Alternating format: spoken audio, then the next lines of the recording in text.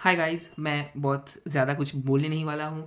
मैं शुदीप हूँ। आप लोगों ने मुझे पहले भी देखा है मेरे शुदीप बाग व्लॉग चैनल में। मैं वहाँ पर व्लॉग बनाता था, क्रिंज शॉट बनाता था। मैं तब क्लास 10th में था और तभी मेरे प्री बोर्ड्स आया था और मैंने प्री बोर्ड्स में इन बायोलॉजी, लाइफ साइंस मैंने 66 मार्क्स स्कोर किया था। तो इस वजह से मेरे घर वाले सब बहुत अपसेट हो गए थे। इसके बाद मैंने उस नंबर को क्लास 10th के बोर्ड में, और मैं वेस्ट बंगाल बोर्ड से हूँ, मैं पहले क्लियर कर देता हूँ, बोर्ड्स में मैंने 93 स्कोर किया था in life science and also I have appeared for HS examination this year and the result would out at 14th May this year, and my score was 83.2 and I am the top 5,000 students from those who take science stream of 1,11,000 students. After my 12th, I decided to give NEET exam, not after 12th, just after ending of my class 11th, and I already wasted my class 11th. I get 82% in my class 11, but I said it wasted because मैं अपने class के जो school teachers हैं मैंने उनसे ही पढ़ा था और उनमें से मोस्टली जो मेरे फिज़िक्स के टीचर हैं, मतलब मैं कुछ कहना नहीं चाहता उनके बारे में, वो हमको पेपर सप्लाई करते थे। मतलब कैसे वो हमको मतलब एग्ज़ाम के पहले दिन या फिर एक हफ्ते पहले वो हमको मतलब एक इंपॉर्टेंट क्वेश्चंस की एक शीट देते थे और बोलते थे बस इनको ही करके जाना, ये बहुत ही इंपॉर्टेंट होते हैं। तो हम पहले सेमेस्टर में, हमारा सेमेस्टर सिस्टम हो गया है, तो मैंने पहले सिस्टम में सोचा था कि ये क्या कह रहे हैं, इतना सारा क्वेश्चंस पढ़ा है तो उनमें से यही कुछ आएंगे और ये भी और एमसीक्यूज़, तो ये तो संभव ही नहीं है। पर मैं जब क्वेश्चन जाकर मिलाया तो मुझे यही कुछ 21-22 पता थे, तो मुझे 21 ही आए। तो मैंने देखा कि 35 में से 35 सवाल उसी क्वेश्चंस में से थे, तो मैंने ब्लाइंडली उनको फॉलो किया through out the my semester 4।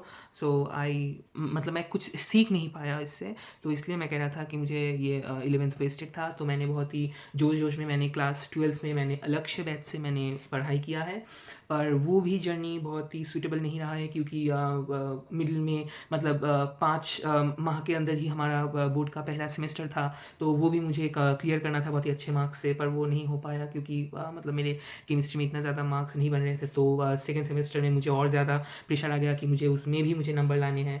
तो यही खुशी की बात है कि मैंने पहले सेमेस्टर में मैंने 35 में मैंने 18 लाया था और सेकेंड सेमेस्टर में वही जंप करके 35 में 32 आया है।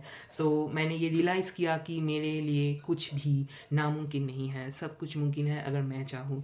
तो I decided to take a drop for my NEET preparation. So I talk with my parents and my pishi, my aunt, that should I take drop or not, but everyone motivated me for that, and so that I decided to take a drop. And I also, in the day of launch of Yakin 2.0, I bought the batch, और मैं इस batch के बारे में आप लोगों को एक और दिन बताऊंगा। तो ये मेरा एक इंट्रोडक्शन था और मैं यहाँ पर आप लोगों को मेरा जो बायोलॉजी के जो नोट्स है मेरे क्लास 11th में, क्योंकि वो मोर देन सफिशिएंट है, बहुत ही कॉम्पैक्ट साइज में है, उससे ज़्यादा आप लोगों को पढ़ने की कोई ज़रूरत नहीं है।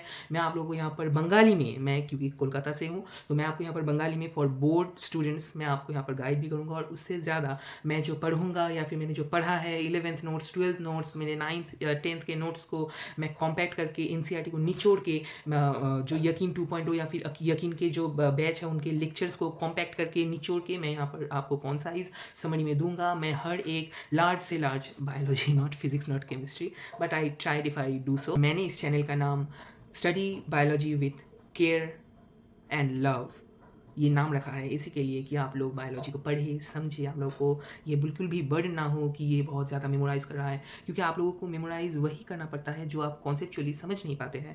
तो वो मेरा जिम्मेदारी है कि मैं आप लोगों को वो विदाउट मेमोराइजेशन में आपको वो समझा दूँ। तो इसके लिए आप मुझे सब्सक्राइब कीजिए, चैनल को लाइक कीजिए एंड बेल आइकॉन को दबा ज़रूर देना, क्योंकि मैं हर रोज़ मैं कैसे पढ़ रहा हूँ, मेरा जो शेड्यूल है, मैं कैसे प्लानर को फॉलो कर रहा हूँ, मेरी सारे गाइडेंस या फिर मेरे डेली के जो व्लॉग्स हैं मैं वो देता रहूँगा। और क्योंकि मैं भी बहुत ही सारे एस्पिरेंट्स को मैं लेक्चर नहीं, बहुत सारे उनके वीडियोस को देखता हूँ, देख के मैं मोटिवेट होता हूँ कि अगर ये करें तो मैं क्यों नहीं।